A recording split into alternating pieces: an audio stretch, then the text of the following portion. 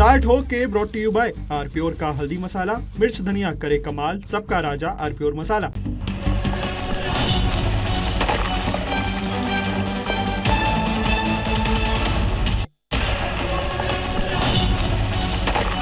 नमस्कार, आप देख रहे हैं बहस का नंबर 1 शो ताल ठोक के। आपके साथ मैं हूं प्रत्युष खरे। उद्धव की शिवसेना में दोबारा टूट की आशंका काफी बढ़ गई है। उद्धव की ओर से अभी भी यह कहा जा रहा है कि ऐसा कुछ नहीं होने जा रहा। शिंदे की शिवसेना ने यह दावा किया है कि जो कुछ हो रहा है वो प्रदेश के हित में है। अब ऐसे में बहस जरूरी है क्योंकि रीजनल पार्टियों में बिखराव की वजह को समझना भी जरूरी है।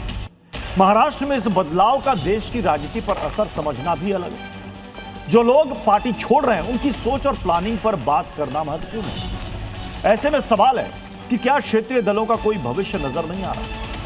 क्या उद्धव ने ठाकरे की राजनीतिक विरासत संभालने में रणनीतिक चूक कर दी है? टीएमसी में जो कुछ भी हुआ उसने बाकी क्षेत्रीय पार्टियों में टूट का रास्ता खोल दिया है क्या? रीजनल पार्टियों के अंदर मची भगदड़ के पीछे आखिर असली वजह क्या है? और भी दूसरे सवालों पर ठोकेंगे ताल, जिसमें साथ होंगे खास मेहमान। लेकिन उससे पहले छोटी सी रिपोर्ट आपको दिखाते हैं।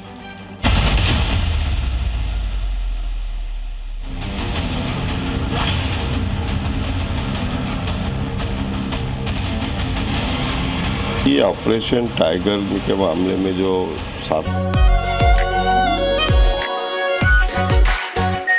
आर प्योर शाही पनीर मसाला, डिलीशियस, हेल्दी एवरीडे। सांसदों के साथ में हमारी चर्चा अंतिम क्षण में आ चुकी है। कौन तोड़ेगा? आपको मालूम है कौन तोड़ेगा?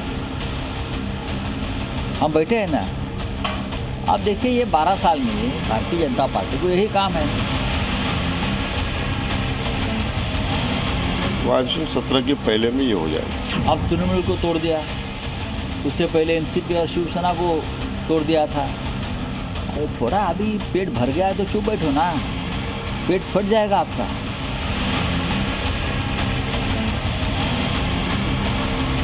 अब तक तो यही है वो ना।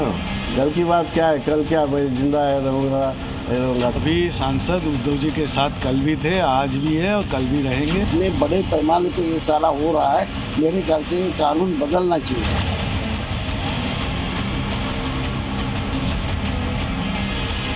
कोई ऑपरेशन टाइगर नहीं है, ऑपरेशन प्रगति है। 2029 आते आते ये पार्टी पूरी तरह से खत्म हो जाएगी।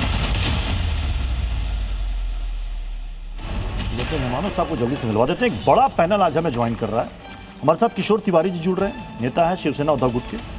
विवेक श्रीवास्तव हमारे साथ हैं, लेफ्ट के नेता हैं। नवीन कुमार जिंदल जी हमारे साथ हैं, पॉलिटिकल एनालिस्ट। आकाश यादव जी हमारे साथ जुड़ चुके हैं, कांग्रेस के प्रवक्ता हैं। धीरेन्द्र कुमार पुन्ना स्पोक्स पर्सन हैं एलजेपी आर के। किशोर तिवारी जी, घर बच पाएगा? अरे भाई, मैंने तभी एमपी से बात की है। वो बोला पैसे तो ऑफर किए ही जा रहे हैं, ईडी सीबीआई का भी भय बताया जा रहा है। अच्छा, लेकिन उद्धव जी से हमने बात की है और उद्धव जी से हम प्रामाणिक रहेंगे। ओके। तो प्रामाणिकता तो है, लेकिन अगर आप टिकट बेचोगे तो आपके सांसद बिकेंगे। यह चीज तो राजनीति में दिख रही है। नहीं तो आपने अपने लालचियों को तो नहीं ना रखा है, तब तो नहीं बिकेंगे वो। क्या कहा? मैंने कहा आपने अपने यहां पर आपकी पार्टी में किसी लालची को तो नहीं ना रखा है, किसी बेईमान को तो नहीं रखा है, तो नहीं बिकना चाहिए। नहीं, देखो, उद्धव जी से प्रामाणिकता में अनिल देसाई और अरविंद सावंत, हाँ, ये दो लोग हैं। दूसरे लोगों का इतिहास देखो तो वो सब पार्टियां फिर के आए हुए हैं। तो ये पार्टियां फिर के आने वाले लोग। लेकिन मुझे आश्चर्य लगा कि 18 साल के बाद टीएमसी ऐसी टूट गई। तो लगता है, क्योंकि कैसा बात हो रही है कि महाराष्ट्र के अंदर मेंबर ऑफ पार्लियामेंट 1 साल के अंदर कोई काम हो नहीं रहा है, कोई काम हो नहीं रहा है।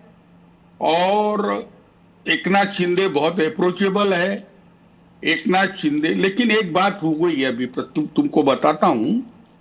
एकनाथ शिंदे के पास अगर ये साथ चले गए तो एकनाथ शिंदे के भी 12-13 हो जाएंगे। तो एकनाथ शिंदे ये बहुत पावरफुल नेता हो रहे हैं और देवेंद्र फडणवीस ने अपने तौर पे दिल्ली में बता दिया है कि एकनाथ शिंदे यह अपने को खतरनाक सिद्ध हो सकते, तो आप उनकी स्ट्रेंथ मत बढ़ाओ। तो अभी क्या हुआ, बीजेपी के नेताओं ने डायरेक्ट इनसे बात करना चालू किया। अच्छा, तो ये लोग बीजेपी में जाना नहीं चाहते। तो मतलब आप ये नई खबर दे रहे हैं किशोर जी, आप नई खबर दे रहे हैं कि मतलब शिंदे गुट से छोड़ करके अब इन लोगों ने शुरू कर दी बातचीत बीजेपी से। तो क्या ये जो सांसद हैं ये बीजेपी में शामिल होंगे? अरे पितुष, मैं बात बता रहा हूं कि पार्टी तोड़ो अभियान के अंदर तब तक बीजेपी मिल रही है। पहले जाती है ईडीआई उनके घर, फिर उनके ईडीआई बहुत सारे नोटिस देती है, जेल का भय बताती है, और ये आदमी जेल गए ये बताती है, उनके इंस्टीट्यूट है, उनका भी कॉन्स्टिट्यूएंसी के सारे काम बंद किए गए हैं। नवीन जिंदल, तो ये सब चीजें हो रही है। नवीन जिंदल जी, देखिए ये आरोप तो काफी पुराने हो चुके हैं कि सीबीआई का डर, ईडी का डर, इनकम टैक्स का डर। आप ये कहेंगे कि ये टीएमसी का अंदरूनी मामला, आप कहेंगे कि ये शिवसेना उद्धव गुट का अंदरूनी मामला है, लेकिन जो सबसे बड़ा और गंभीर आरोप लग रहा है कि ये सारा खेल बीजेपी रच रही है, सारा खेल बीजेपी रच रही है।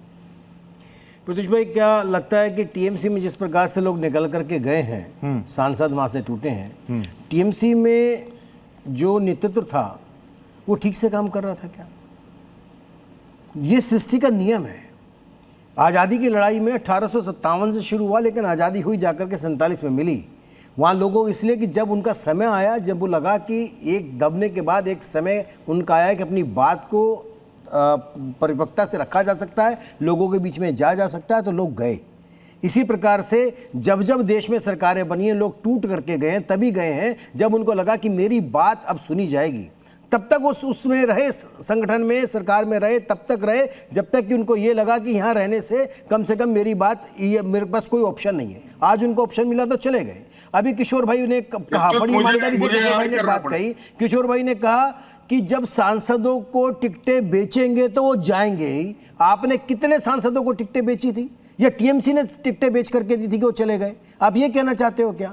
शिवसेना के अंदर आप बार बार अगर टिकटें बेचोगे ही शिवसेना में, आप कार्यकर्ताओं को टिकट नहीं दोगे तो जाएंगे, तो खुद ही एक्सेप्ट कर रहे हैं। कितनी सफाई से समझ, किशोर जी बात मान रहे हैं इस बात को। मैं सभी मेहमानों से कहूंगा, चूंकि आज हमारा पैनल बड़ा है, इसलिए संक्षेप में ही अपनी बात करें। मैं चाहता हूं कि सबको बराबर का मौका मिले। शाइना एनसी भी हमारे साथ जुड़ चुकी है। शाइना एनसी जी, मैं आ रहा हूं। किशोर सर मैं आपके पास आऊंगा। शाइना एनसी जी, तो उद्धव गुट के जितने भी सांसद हैं उसका वेलकम करने के लिए तैयार हैं आप लोग?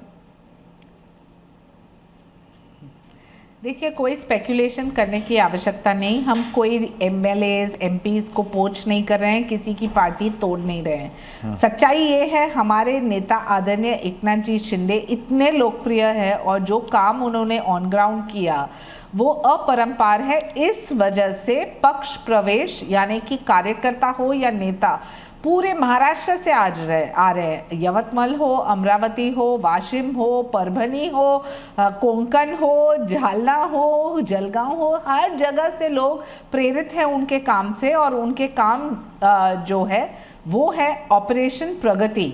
जो आपने ऑपरेशन टाइगर की जिक्र की, वो एक तरफ आप अपने विश्लेषण के लिए कीजिए, लेकिन सच्चाई ये है कि सिर्फ एक ऑपरेशन है महायुति की, आप जिस ऑपरेशन की बात कर रही हैं साइना एनसी जी, एक सेकंड साइना एनसी जी, मैं माफी के साथ आपको रोक रहा हूं, क्योंकि आपने ऑपरेशन का जिक्र किया।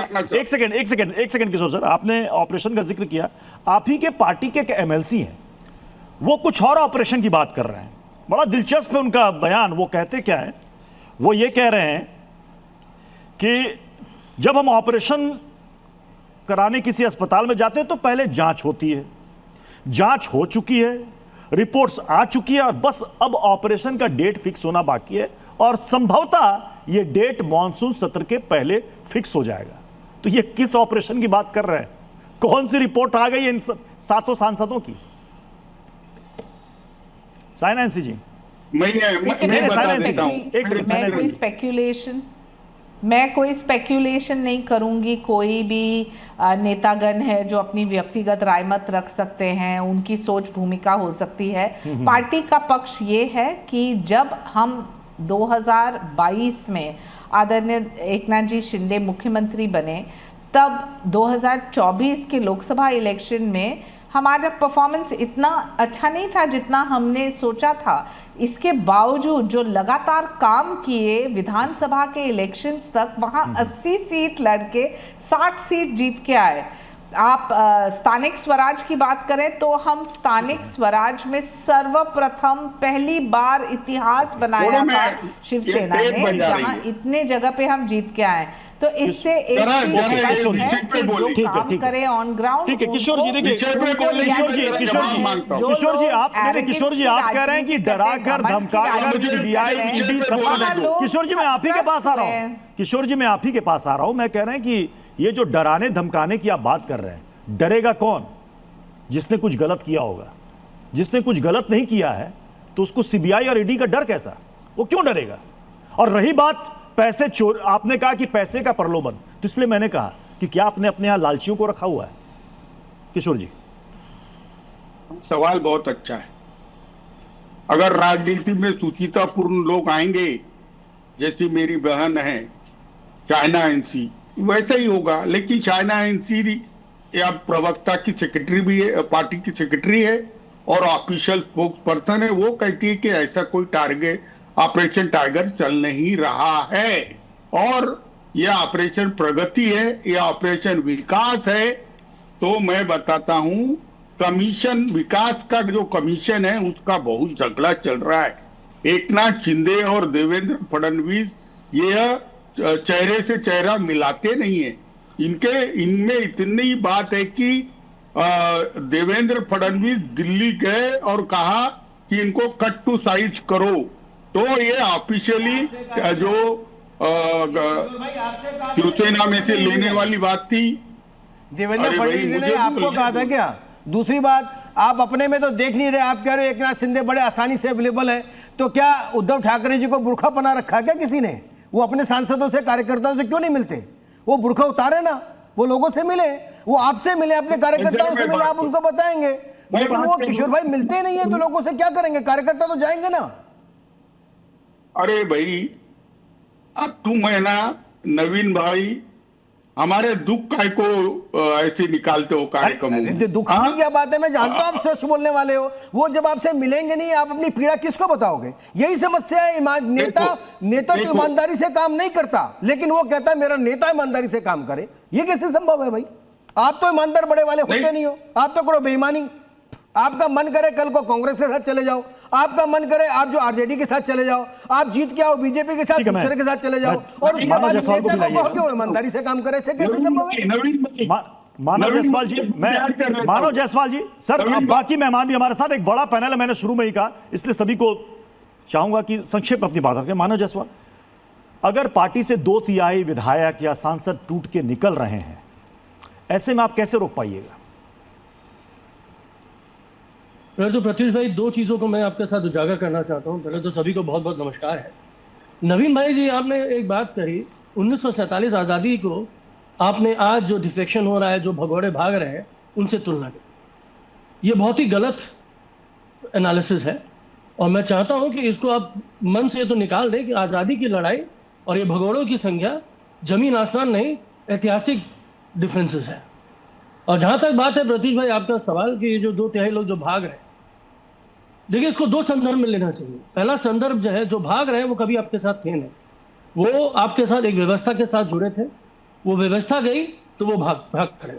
तो ऐसे भगोड़ों के लिए जो उनको वेलकम करे, हमारे लिए वो खुले मन से स्वागत है, वेलकम करें। और जहाँ तक बात है आने वाले समय में 2029 की लड़ाई, हम तो लड़ेंगे, हम तो जमीन पे हैं। हमारी नेत्री हारी है कि 4000 ईवीएम मशीन जला दिए गए, इसके बारे में भी नवीन भाई बात कर लें। आपकी जब बात करते हैं तो मैं आपने 20 साल से भगोड़ों को ही टिकट दिया, क्षमता रखिए सुनने की। क्षमता रखिए सुनने की। मेरी हम तो क्षमता में बात कर रहे हैं। मैंने आपने मुझसे कहा इसलिए बता रहा हूं मैं, आपने मेरे पे इलेक्शन लगाया नाम लेकर, इसलिए मैं कह रहा हूं कि क्या आपने अपने यहाँ पर 20 साल से जो संसद में भेजे वो भगोड़े ही थे क्या? अब भगोड़े आदमियों को आपने टिकट क्यों दी 20 साल से? आपने अपने कार्यकर्ता को टिकट क्यों नहीं दी? आप जैसे कार्यकर्ता को टिकट क्यों नहीं दी थी? विहीन लोगों से तो मैं तर्क ही नहीं करता, क्योंकि मेरे पैमाने से बहुत नीचे है वो। आपका पैमाने से सब नीचे वो चले गए और जो बचे वो चले गए। मेरा ये कहना है कि आपने भगोड़े लोगों को टिकट क्यों दिया? भगोड़ों से जोड़ रहे हैं, इन भगोड़ों से जोड़ रहे हैं, शर्म नहीं आ रही आपको? अरे इनसे कौन जोड़ रहे हैं? मैं आपके लोगों की बात कर रहा हूं। आप अपने नेतृत्व संभालो ना। आपने ईमानदारी से नेतृत्व किया क्या? बालक को दे दिया। अभिषेक बनर्जी संभालेंगे क्या? जो 20-20 साल से सांसद है उनको, उनकी क्लास लेंगे अभिषेक बनर्जी? ईवीएम मशीन चला दिए गए, इसके बाद क्यों चलाई आप लोगों ने ईवीएम मशीन? है ना, आपने अगर चलाई तो क्यों चलाई? क्यों नहीं एफआईआर करा दी फिर इसकी? बेकार की बात नहीं। यहाँ पे आकर चुनाव हार जाओ, ईवीएम खराब है। मानव जायसवाल जी, कांग्रेस की तरफ से एक ऑफर है आप सभी के लिए, ऑफर कहिए या अपील कहिए, कि आप सबको विलय कर जाना चाहिए कांग्रेस में, क्योंकि बीजेपी के सामने एकमात्र विकल्प कांग्रेस ही है। ये कई कांग्रेस के नेताओं ने कहा। पहली बात प्रत्युष भाई आपको मैं बता देना चाहता हूं, भारत में हर तरह के भाषाएं, हर तरीके से लोग रहन सहन जिनका है, हर स्टेट में अलग अलग है, और यही वर्चस्व रहा है रीजनल पार्टियों का। रीजनल पार्टियां यहाँ बड़ी हैं इसलिए क्योंकि वहां पे सिर्फ एक भाषा का दबाव नहीं रहा, मल्टी लैंग्वेज वाला कंट्री है हमारा। और जिस तरीके से हमने कार्य का निर्वाह किया, 2,61,00,000 लोगों ने हमको वोट दिया, 30 लाख लोग वंचित रह गए। मतलब आप इस ऑफर को ठुकराते हैं मानव जायसवाल जी, आप इस ऑफर को फिलहाल ठुकरा रहे हैं, हमेशा के लिए ठुकरा रहे हैं? देखिए, मैं बहुत ही निम्न कार्यकर्ता हूं इसके बारे में बोलने के लिए। हमारी नेत्री सुश्री ममता बनर्जी का जो निर्णय होगा वो सर्वोपरि है। ओके, लेकिन जहां तक बात हमारी है, ठीक है, हमने मां माटी मानुष की सरकार हमारे जनता ने चुनी थी, मां माटी मानुष को वोट मिला था, और मां माटी मानुष के लिए ही हम काम करेंगे। ओके, आकाश यादव जी, आप तो विलय की सोच रहे थे, लेकिन ये तो धीरे धीरे करके आपके सहयोगियों का सफाया हो रहा है। विलय कैसे कर पाइएगा जब सहयोगी नहीं बचेंगे? प्रत्युष भाई, सवाल ये होना चाहिए कि क्षेत्रीय दल बच रहे हैं या नहीं बच रहे, ये नहीं होना चाहिए। सवाल ये होना चाहिए कि इस देश का लोकतंत्र बच रहा है क्या, इस देश का संविधान बच रहा है क्या। ये देश कॉम्पिटिटिव अथॉरिटिज्म की तरफ जा रहा है, वन स्टेट रूल की तरफ जा रहा है चाइना की तरह। ये देखना इस देश के आज जरूरी है। आज क्या हो रहा है, सबसे बड़ी गलती कहां हुई है, आज की जो हालत है, एंटी डिफेक्शन लॉ जो स्वर्गीय राजीव गांधी जी ने 1985 में लाया था, उसको पिछले 4 साल में महाराष्ट्र में सबसे बड़ा उदाहरण है यही शिवसेना, यही एनसीपी, इनके ऊपर 4 साल से सुप्रीम कोर्ट अब तक डिसीजन नहीं ले रही है। तो कहीं ना कहीं ये डर खत्म हो गया है। मैं तो कहता हूं कहीं ना कहीं ये साठगांठ है मोदी सरकार की और सुप्रीम कोर्ट की।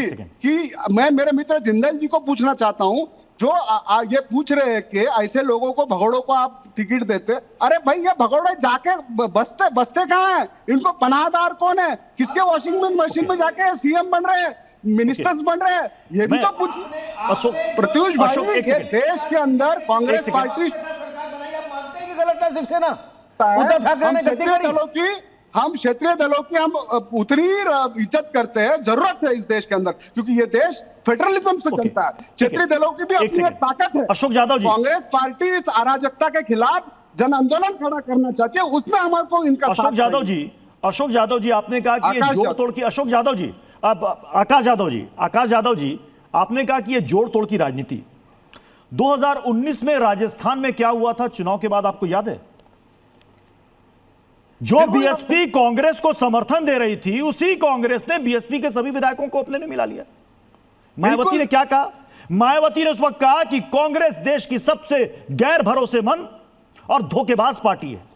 2005 में क्या हुआ था याद है? एक सेकंड सर, 2005 में बिहार में क्या हुआ था याद है? उस वक्त के तत्कालीन राज्यपाल बूटा सिंह जी, सुप्रीम कोर्ट ने क्या कहा था? रातों रात वो राष्ट्रपति शासन की सिफारिश वो गलत और असंवैधानिक थी। 1967 सर, पंजाब में क्या हुआ था? लक्ष्मण सिंह गिल की सरकार कैसे बनी थी? कैसे एक फ्रैक्शन टूट कर आया था जिसको कांग्रेस ने सपोर्ट करके सरकार बनवाई? सर वो क्या था? अगर यह जोड़ तोड़ की राजनीति है, यह हॉर्स ट्रेडिंग चल रही है, तो उस वक्त कांग्रेस ने क्या किया था सर, यह बता दीजिए। प्रत्युष भाई, ये आरएसएस वाले और भाजपा वाले तो हमको इस देश के अंदर 1950 से आरोप लगा रहे हैं कि सरदार वल्लभ भाई पटेल को हटा के पंडित नेहरू को लगा दिए। तो इस देश के अंदर जितने भी कुछ हुआ है वो आप हम पे ही मरी है, ठीक है, आप उनका काम कर रही है, मैं उसके ऊपर कुछ बोलना नहीं चाहूंगा। मैं इतना ही कहना चाहूंगा, देखिए प्रत्युष भाई, लेट मी फिनिश। आज इस देश के अंदर कांग्रेस पार्टी ने किसी को ईडी सीबीआई पैसे का धमकी देके दल बदल करने पे मजबूर नहीं किया, और दल बदल कानून के अंतर्गत उनको दिया है। देखिए दल बदल कानून क्या है, दल बदल कानून 1/4 अगर लोग कोर्ट ने माना, सुप्रीम कोर्ट ने कहा गलत था वो। एक सेकंड आकाश, कमाल है आकाश यादव जी, मैंने कुछ उदाहरण आपके सामने रखे। आपने चूंकि जोड़ तोड़ की राजनीति कही सर, देखिए जोड़ तोड़ की राजनीति से ना सर होता क्या है ना, जनता का विश्वास उठता है सर, चाहे किसी भी कालखंड में हुआ हो। जनता अपने जनप्रतिनिधि को चुनती है अपनी समस्याओं को लेकर कि वो उम्मीदों पर खरा उतरेंगे। उसको क्या पता जिसको वोट दिया कल को पाला बदल लेगा। अरे सर नुकसान जनता का होता है किसी भी दौर में हुआ। आज एमपी सांसदों को एमपी लैंड फंड यूज नहीं किया जाता है, आज विकास नीति नहीं दिया जाता है। आज महाराष्ट्र के अंदर 5% के ऊपर कोई विकास नीति नहीं है, सिर्फ जो सत्ता में है उन्हीं को विकास नीति धीरेन्द्र कुमार जी, एक सेकंड, शायद मेरी आवाज जा रही होगी धीरेन्द्र कुमार जी को। क्षेत्र के लोग, धीरेन्द्र कुमार जी, कांग्रेस ने यह भी कहा है कि अब तो डरना चाहिए एनडीए में बीजेपी के सहयोगियों को, क्योंकि आने वाले दिनों में जब बीजेपी को इनकी जरूरत नहीं रहेगी तो इनकी कुछ भी अहमियत नहीं रह जाएगी। देखिए, हर एक लोगों को प्रत्युष जी बोलने का अपना अधिकार है, वो जो कुछ भी बोले। मुझे लेकिन लगता है कि जिस भी दलों में टूट की खबरें आ रही है, सवाल खड़ा करता है उनके नेतृत्व को। आप किस तरह से समन्वय बना के रखे हैं, क्यों अपनी नीतियों पर नहीं चला पा रहे हैं अपने कार्यकर्ताओं को, ये तो उनके लिए आत्ममंथन का विषय है। एक तरफ आप लोकतंत्र की दुहाई देते हैं, लेकिन मुझे लगता है कि दल के अंदर में जो आंतरिक लोकतंत्र होनी चाहिए वो भी आप नहीं दे पा रहे हैं, और पूरे देश में जो नैरेटिव चलाना चाहते हैं, मुझे लगता है कि उन्हीं के सांसद जो जनप्रतिनिधि सहमत नहीं है। ये इसको दल बदल कानून से आप रोकना चाहते हैं, ये कानून ला करके इस पर जबरन आप रोकना चाहते हैं। मुझे लगता है कि आपकी नीतियों में और आपके नेता में ये क्षमता होनी चाहिए कि लोगों जब वोटर आपसे आकर्षित हो सकते हैं, जब वोटर आपके पास पाला आकाश जी को, धीरेन्द्र जी को साथ में रखिए, गौरव साथ में रखिए जी। जब हमारे जो जनप्रतिनिधि है वो इतने बागी है, भगोड़े है, तो भाई आप क्यों उनका अंदर आपके पार्टी के अंदर ले रहे हैं, सरकार में ले रहे हैं? ये अगर इतने दोष है, मैं कह रहा हूं कि अगर आप क्या ये नेतृत्व का सवाल है ना, अगर एक ही वोटर कभी आपकी सरकार को बनाते हैं, कभी मेरी सरकार को बनाते हैं, तो क्या जनता को आप बदलू कहेंगे? ये लाया गया जिसको लोकतंत्र करना है। देखिए, पहली बात तो भारतीय जनता पार्टी और आपकी सरकार लोकतंत्र आप इस देश को कभी आपकी सरकार को बनाती है, कभी मेरी सरकार को बनाती है, रशिया की तरफ लेके जा रहे हैं। आप ये लोकतंत्र को खत्म करना चाहिए। जनता दल बदलू नहीं है तो फिर जनप्रतिनिधि कैसे दल बदलू हुए? मेरे सवालों का आप जवाब दे दीजिए कि वही जनता कभी आपकी सरकार बनाती है, कभी किसी और गठबंधन की सरकार बनाती है, तो क्या जनता दल बदलू है? नहीं है ना, तो फिर जनप्रतिनिधि कैसे होंगे? इसका मतलब है कि नेता के अंदर, संविधान के अंदर कायदा बना के जनता हो सकती है तो जनप्रतिनिधि भी हो सकते हैं। आप लोग कायदा को आप इन सब आप लोग संविधान को नहीं सर, यहाँ पर विपक्ष के एकजुटता की बात हो रही है, कांग्रेस में विलय की बात हो रही है कि जो कांग्रेस से निकली हुई पार्टियां हैं वो एटलीस्ट कम से कम कांग्रेस में विलय कर जाए। लेकिन यहाँ तो विपक्ष के अंदर कांग्रेस में विलय से पहले उनकी सहयोगियों की संख्या धीरे धीरे कम होती जा रही है, फिर ऐसे तो पूरा विपक्ष ही बिखर जाएगा। कैसे एकजुट रख पाइए? विवेक जी, देखिए, मेरा ये मानना है कि यहाँ जो डिस्कशन को मैं सुन रहा हूँ, और आपने पास्ट में जाके 1960s 1970s के कई उदाहरण दिए हॉर्स ट्रेडिंग के कांग्रेस के रूल में। आप बिल्कुल ठीक कह रहे हैं Pratyush ji, horse trading has been a political culture of this nation in the past. आप बिल्कुल ठीक कह रहे हैं, मैं उससे एग्री भी करता हूँ, ऐसे बहुत से केसेस हैं। लेकिन अभी जो हिंदुस्तान में हो रहा है वो कंडीशन बिल्कुल डिफरेंट है।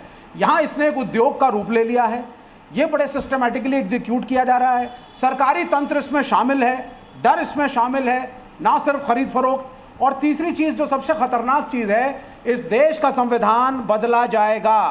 इसकी तैयारी चल रही है। 2/3 का पूर्ण बहुमत जिसको हम सुप्रीम मेजॉरिटी कहते हैं पार्लियामेंट के अंदर, जो बीजेपी के पास नहीं है। Please let me complete.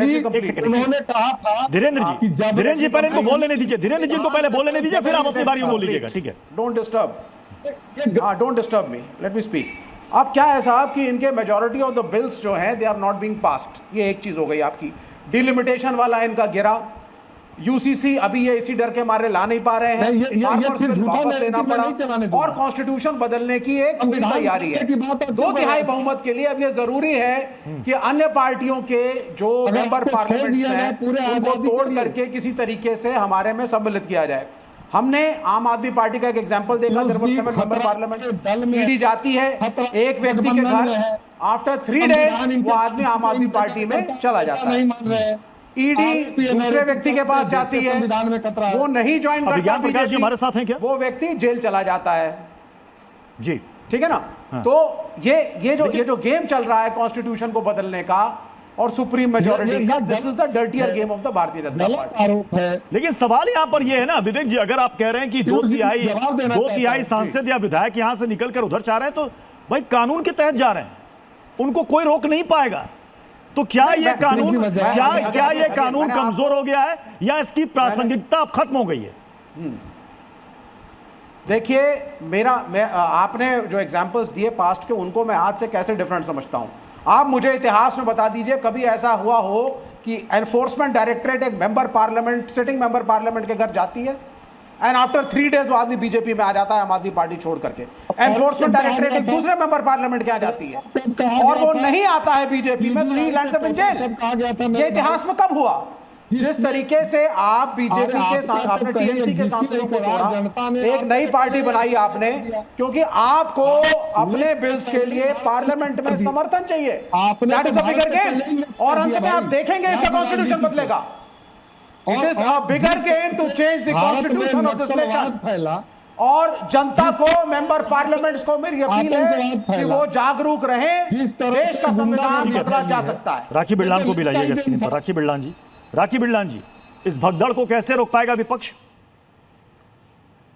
नहीं प्रत्यक्ष जी, देखिए ये प्रत्यक्ष तौर पर हमें प्रत्युष जी दिखाई दे रहा है कि ईडी पार्टी किस प्रकार से सरकारी एजेंसियों का दुरुपयोग कर अपनी जो अलोकप्रियता हो गई है, इन्हें लग रहा है कि ये बहुत ज्यादा लोकप्रिय है, तो राज्य दर राज्य इनकी सरकारें आती जा रही है। सब बिल्कुल नहीं है।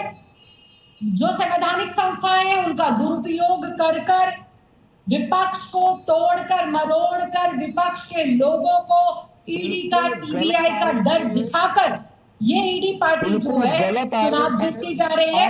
और आज सदन के अंदर राखी बिरलान को और साइना एनसी को साथ रखिए गौरव, आपके अपने दल के ही लोग आज लोकसभा के अंदर, देखिए बोलने दीजिए, अगर आपके पास इतने सत्य तो सुनिए नहीं करें ना, आप अपने दल को क्या एनडीए के लिए समझाएंगे? आप लोग लोकतंत्र की लगातार हत्या कर रहे हैं, क्या एनडीए में मदद करेगी? आप अपने भारतीय जनता पार्टी और पूरे एनडीए का ये जो है षड्यंत्र आज देश देख रहा है कि किस प्रकार से महागठबंधन है ना, उसने जो नैरेटिव चलाने की कोशिश की, जनता के पास में आपके नेता और जनप्रतिनिधि भी आज आपसे अलग हो रहे हैं। ये जिम्मेदारी आपको संभालने की जिम्मेदारी आपकी है भाई। इसमें एनडीए के लोग आपको मदद नहीं करने वाले। अगर स्वार्थों के लिए गठबंधन करिएगा ना, तो इसी तरह के परिणाम आएंगे और इसके लिए कहीं से एनडीए सरकार जिम्मेदारी जी को लाइएगा स्क्रीन पर। नीति अच्छी बनानी पड़ेगी, जनता के लिए आपको काम करना होगा। ईडी ने भेजा था, आपने राघव चड्ढा की पिटाई करी, तो क्या ईडी ने कहा राघव चड्ढा की पिटाई करो? आज देश में महिलाओं के ऊपर सब जानते हैं आपका क्या हो रहा है। जो अपॉर्चुनिस्ट इस देश के अंदर सबसे बड़ा अपॉर्चुनिस्ट अरविंद केजरीवाल थे, इसके अलावा कोई नहीं, और उसी के कारण इस राजनीति के संस्कारों का पतन हुआ है, सब जानते हैं। किसने कहा था स्वाति मालीवाल की पिटाई करने के लिए? क्या ईडी के डायरेक्टर ने आपको कहा था क्या? राघव चड्ढा के साथ मारपीट बदतमीजी करने के लिए ईडी के डायरेक्टर ने कहा था क्या भगवत मान को चपरासी की तरह जो अरविंद केजरीवाल घुमाते हैं वो ईडी ने कहा है क्या बात करते हैं आप एक चुने हुए विज्ञान सर को भी लाइएगा स्क्रीन पर। षड्यंत्र बना रखा है इन्होंने अपना नेता अभिज्ञान सर, बनाने और दूसरे अभिज्ञान पर सर आरोप लगाते हो। रखिएगा मेरे साथ स्क्रीन पर। अभिज्ञान सर, फिर आवाज नहीं जा पाएगी। ये जो एक लाइन है अभिज्ञान सर जो बराबर कही जाती है कि ये उस पार्टी का अपना अंदरूनी मामला है, ये सर हम दशकों से सुनते चले आ रहे हैं कि इससे हमारा कोई लेना देना नहीं है, ये उसका अंदरूनी मामला है। लेकिन जिस तरीके से भगदड़ मची है, चाहे वो टीएमसी और अब शिवसेना उद्धव गुट, इसके पीछे क्या वजह सिर्फ इतनी है कि साहब उनका मन भर गया, अब वो अलग फ्रैक्शन अलग गुट बना के जाना चाहते हैं, या इसके पीछे खेल कुछ और है? ये नहीं, बड़ा सीधा सीधा है। और एक दो पॉइंट्स में सुन रहा था प्रत्युष, आपने अच्छे रखे, 60 का 70 का उदाहरण दिया। कोई कांग्रेस दूध की धुली नहीं है इस खेल में, और बहुत अब सुनते सुनते कान पक गए। ईडी सीबीआई जो है करा देती है नेताओं को इधर से उधर। सारा कुछ होता है एक मूल कारण से, और वो राजनीतिक मूल कारण है विचारधारा, आइडियोलॉजी का डाइल्यूशन। लोग जो सियासत आज की तारीख में कर रहे हैं वो किसी आइडियोलॉजी पर टिकने को तैयार नहीं है। इस तरह के लोगों की मैं बात कर रहा हूं। तो जब आप अपनी विचार को, अपनी विचारधारा को ताक पर रख देंगे तो मौका परस्ती आपका, अपॉर्चुनिज्म आपका पहला हथियार होगा राजनीतिक। कि जहां मौका मिला, जहां सत्ता से जुड़ने का मौका मिला, जहां कोई मलाईदार प्रपोजल उनके पास आया, और ये मलाईदार प्रपोजल बहुत अलग अलग तरीकों का होता है, आप भी जानते हैं, मैं भी जानता हूं, तो उसके बाद वो शिफ्ट हो जाते हैं। क्योंकि उनको ये अच्छी तरह से पता है कि जनाधार में जो आइडियोलॉजी है, जिस भी पार्टी से वो जुड़े रहे, मिसाल के तौर पर जो ममता बनर्जी के साथ बहुत लंबे समय से रहे हो, तो उनको उससे दिक्कत नहीं है कि हम उनको छोड़कर किस साइड जा रहे हैं, मतलब हम बिल्कुल ही पलट कर अपनी दिशा चले जा रहे हैं। तो जब तक जनता इनको कसके हरा के अगली बार सबक सर, वीडियो में कुछ दिक्कत आ रही है, मैं आपके पास दोबारा जुड़ूंगा। मैं एक बार फिर से रुक कर रहा हूं किशोर सर आपके पास। किशोर सर, फिर ऐसे तो एक एक करके सारी पार्टियां निकल जाएंगी, कौन बचेगा फिर विपक्ष में, इंडिया गठबंधन में? ये देखो, यहां मानव है, मानव जायसवाल की पार्टी को अगर बीजेपी अगर कांग्रेस और कम्युनिस्ट उनके साथ रहते तो वो हारते ही नहीं। 41% वोट है। और अभी बंबई के बीएमसी इलेक्शन में देख लिया कि उद्धव ठाकरे को आप अंडर एस्टिमेट नहीं कर सकते। तो लोग हमारे साथ जुड़े हुए, और विज्ञान बता रहा था कि अब तो प्रिंसिपल वगैरह का कुछ नहीं रह गया। जिसको जहां मलाई मिलेंगी वो मलाई खाने को निकल चुका है। लेकिन मैं आपको बताऊं, महाराष्ट्र के अंदर एकनाथ शिंदे को सत्ता से दरकिनार करने के लिए बहुत बड़ा षड्यंत्र किया जा रहा है। उसमें ही साइना एनसी जी, मेरी बात तो सुनो, अरे मेरी बात सुनो, साइना एनसी जी, इस भगदड़ में इन्होंने एक नया एंगल दिया है कि दरअसल में आपकी पार्टी के मुखिया को कमजोर करने के लिए सब कुछ किया जा रहा है। और जो बात कांग्रेस कह रही है कि फिर बीजेपी को अपने सहयोगियों की जरूरत ही नहीं रहेगी, सबको दरकिनार कर देगी। साइना एनसी जी को और किशोर जी को सके इतकी सोपं नाही। अरे मुझे बात पूरी कर। तुम्ही ऐका किशोर सर, आपने बड़ा अच्छा ट्विस्ट इसमें दिया, तो जरा ट्विस्ट पर जरा जवाब भी ले क्या हुआ? हम कितने अरे मैं बहुत बढ़िया 60 सीट जीत के आए 80 में से। हम स्थानिक स्वराज में क्या हुआ? इतिहास बनाया शिवसेना ने। बार बार अच्छी इंफॉर्मेशन दे रहा हूं। अरे देखिए 100 करोड़ की ऑफर, आप बोलते हैं देवेंद्र फडणवीस। अरे इनपुट दे रहा हूं नेशनल चैनल पर। आप आपके मातोश्री के बारे में चिंता किशोर तिवारी जी, कौन सा ब्रेकिंग दे रहे हैं? कौन सी ब्रेकिंग दे रहे हैं? एक सेकंड, किशोर सर के पास कुछ ब्रेकिंग है, बताइए किशोर सर। चिंता कीजिए कि आप आपके मातोश्री में ऑनलाइन ऑफलाइन कैसे कर रहे हैं, आप कैसे आपके लोगों के साथ संवाद हो रहा है। रोको, मैं ब्रेकिंग दे रहा हूं, चीजों के ऊपर फोकस। साइना जी सुन लीजिए, किशोर जी के पास कुछ ब्रेकिंग है जी। देखिए, यह बहुत बड़ी बात मैं कह रहा हूं कि आदित्य ठाकरे और उद्धव ठाकरे को मोदी जी और अमित शाह जी ने बुलाया, उनकी मुलाकात हुई, और देवेंद्र फडणवीस ये नहीं चाहते कि एक नाथ शिंदे यहाँ पावरफुल बन जाए। और एक नाथ शिंदे ये अप्रोचेबल आदमी है, एक नाथ शिंदे ये पॉपुलर है, 2.5 साल में बहुत काम किया है।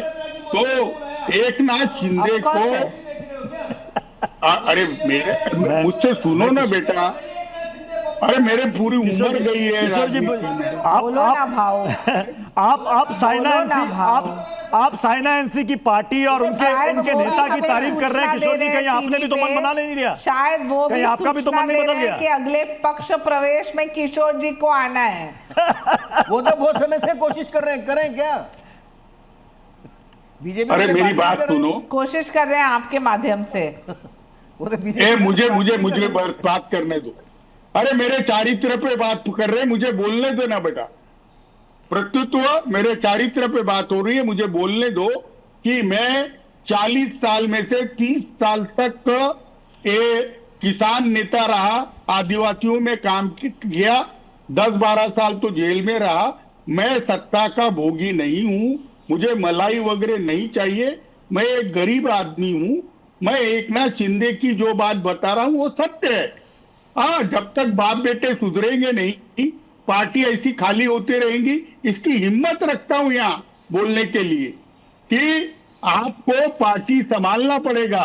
क्योंकि बकवास बात कर रहे हैं और आप सुनते जा रहे हो। आप किसी और को मौका दीजिए। जब आप जो आपकी व्यक्तिगत राय मत है वो आप रखिए आपके घर पे। फिलहाल हम राजनीतिक विश्लेषण कर रहे हैं। क्या ये सच्चाई नहीं कि जो उनकी लोकप्रियता है हर दिन बढ़ रहा है? आपको इससे आपत्ति हो रही है कि हर दिन पक्ष प्रवेश जब होता है अलग अलग जिले से जो लोग आते हैं शिवसेना को स्वीकार नहीं है। नवीन जी, देखिए अभी इसी डिबेट में इसकी चर्चा हुई कि ये सब कुछ जो हो रहा है ये सिर्फ और सिर्फ परिसीमन के लिए, उस संशोधन को पास कराने के लिए किया जा रहा है। बीजेपी कैसे भी करके येन केन प्रकारेण वो 2/3 चाहती है, 2/3 बहुमत आएगा।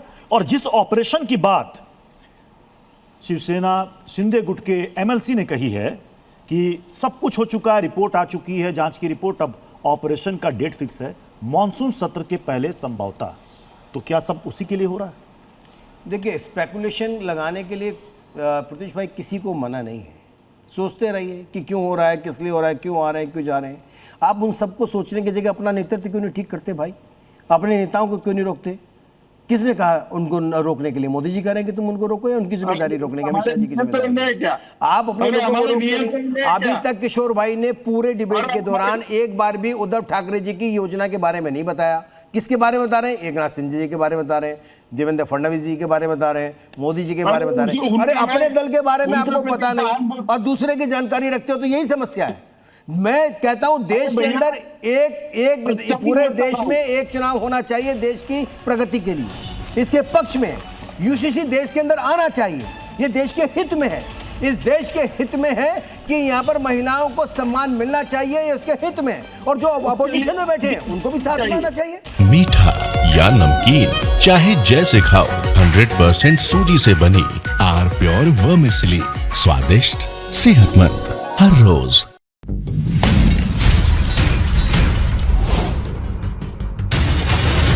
टाइट हो के brought to you by R Pure का हल्दी मसाला, मिर्च धनिया करे कमाल, सबका राजा आर प्योर मसाला।